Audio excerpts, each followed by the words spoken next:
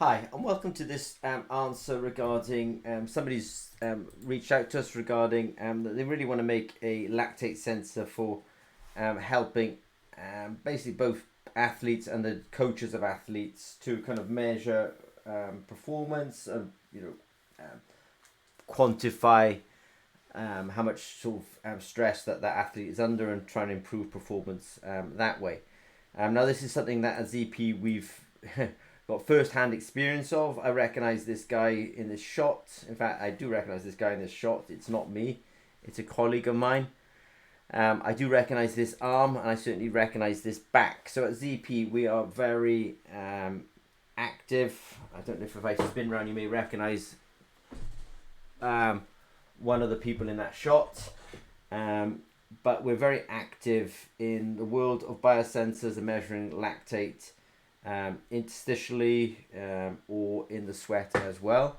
I do have a link here which will take you to some technology. So if you're interested in measuring lactate in sweat, first thing to say is if you're interested in measuring lactate in sweat and you are not super well funded, you can buy technologies of Zimmer and Peacock using that link, but it's not worth trying to engage ZP in directly in your project if you're not super well funded. We do have technologies on the website which you can use and combine to get to TRL3. That's technology readiness level number 3. But it's a big lift to do wearable biosensors. In fact, I'm just going to turn my camera off for a second and just go and grab a CGM. I grabbed that CGM so I can turn my camera back on. So I'll just hold this one up. This is Abbott Freestyle Libre 2. This is a CGM. It's a wearable biosensor from Abbott. This one's particularly for wearing glucose. Abbott spent $1 billion US. I have a super strong suspicion getting this technology to market, and probably more so.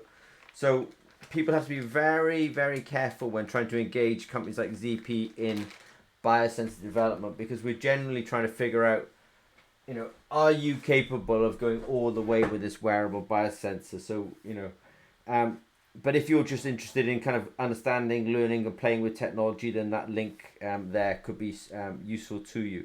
But honestly, it does take a lot of funding to really do wearable biosensors as well.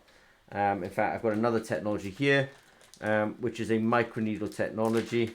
Again, though, I mean, with ZP, we're really looking for people who are super well funded in order to take this kind of technology to market. This is a microneedle watch that we have as well.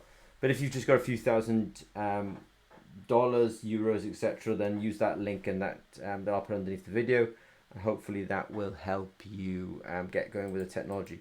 If you do have any questions about things like lactate and sweat, then reach out to us. But just know that wearable biosensors in general, whether it's ketones, lactate rather, glucose, sodium, potassium, maybe even cortisol, these are very hard analytes to do in things like sweat and in a wearable format, and you do need to be pretty well funded to engage with companies like ZP. If you have any questions, don't hesitate to reach out to us. Okay, thanks very much.